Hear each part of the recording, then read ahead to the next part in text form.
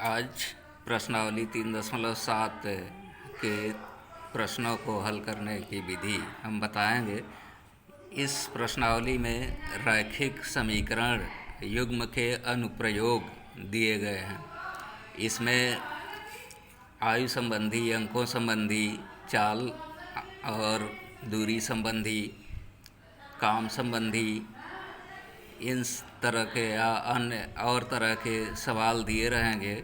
उसमें दो शर्तें रहेंगी। दोनों शर्तों के आधार पर समीकरण बनाना है और फिर उन समीकरणों को पीछे पढ़ाए गए किसी भी विधि से हल करना है।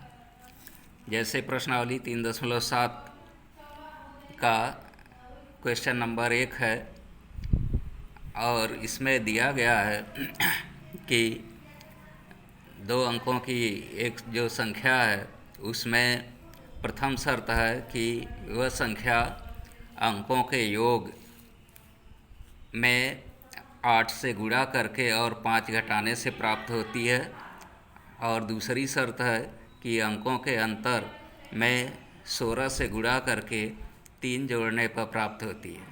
तो वह संख्या बताना है। तो इसमें हम मान लिए कि माना संख्या के दहाई का अंक x तथा इकाई का अंक y है। दहाई का अंक और इकाई का अंक मालूम हो जाए तो हम संख्या किस तरह से बनाते हैं। दहाई में 10 से गुणा करके इकाई का अंक जोड़ दें तो संख्या आ जाती है। इसलिए संख्या हो जाएगी 10x धन y, और अंकों का जोड़ सीधे सीधे दोनों अंक जो हैं उनको हम जोड़ दिया x प्लस y, और अंकों का अंतर x माइनस y। अब जो प्रथम शर्त है उसके आधार पर अंकों के योग में 8 से गुणा करके और उसमें 5 घटा दें तो हमें संख्या मिल जाएगी 10x धन y। यानी ये हो गया प्रथम शर्त से 8 into x plus y. X plus y है क्या? अंकों का योग।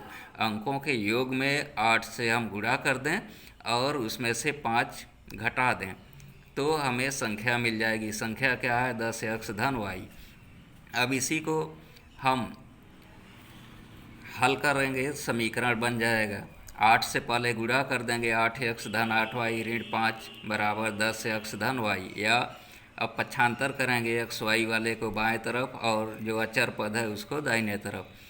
8x ऋण 10y धन 8y ऋण y, ये इधर आ गया बराबर ये 5 उधर चला गया। इसको घटा देंगे, ऋण 2x धन ये 8y में से y 7y बराबर 5, पहला समीकरण हो गया।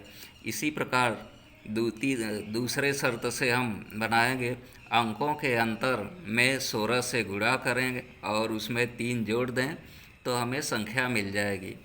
अब उसी को फिर हम ये 16 into x minus y plus 3 बराबर 10x धन y, बस उसी को जैसे ऊपर सॉल्व किए थे सॉल्व करेंगे तो हमें ये समीकरण मिल जाएगा 6x माइनस 17y बराबर ऋण 3। ये दूसरा समीकरण।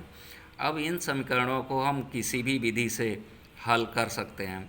अब इसमें अगर हम समीकरण 1 में 3 से गुणा कर दें तो x वाला हमें बराबर हो जाएगा पद, x वाला पद, और फिर दोनों को जोड़ दें। समीकरण 1 में 3 से गुणा करके दोनों समीकरणों को जोड़ने पर ये हो जाएगा, ये x वाला कट जाएगा, 4y बराबर ये 12 में से 3 15 में से 3 घटेगा 12, तो y का मान इस तरह से निकाल लेंगे, 3 आ जाएगा। अब y का मान को समीकरण 1 में हम रखेंगे तो हमें मिलेगा ऋण 2x धन 21। समीकरण 1 को देखेंगे, उसमें 3 और 7 का गुणा करेंगे तो 21 हो जाएगा बराबर 5। इसको हल करेंगे, माइनस 2x बराबर हो जाएगा 5 ऋण 21, 21 को उधर ले गए, ऋण 2x बराबर ऋण 16, माइनस कैंसिल अगर कर देंगे फिर x बराबर 16/2, x का मान 18। अब x का मान 8 आ गया तो संख्या क्या हो जाएगी? x का मान 8 आया है और y का मान 3। संख्या जो हम माने थे ऊपर 10x धन y, यही संख्या है। इसी में x और y का मान रख दें तो हमें संख्या मिल जाएगी। तो x का मान 8, 10 गुणे 8 धन 3, y का मान 3 है, तो क्या हो जाएगा 80 धन 3 बराबर 83, यही संख्या होगी। अब इसको हम चाहें तो शर्त से हम उस उत्तर की जांच कर सकते हैं। जैसे दिया हुआ है कि संख्या के अंकों का योग 8 3 11 हो जाएगा। 8 और 3 11, 11 में क्या करेंगे 8 से गुणा 88 और उसमें से 5 घटा दें, 5 घटा देंगे तो क्या आ जाएगा 83, यानी संख्या मिल जाएगी, उत्तर सही। इसी तरह से दूसरे शर्त को भी हम चेक कर सकते हैं।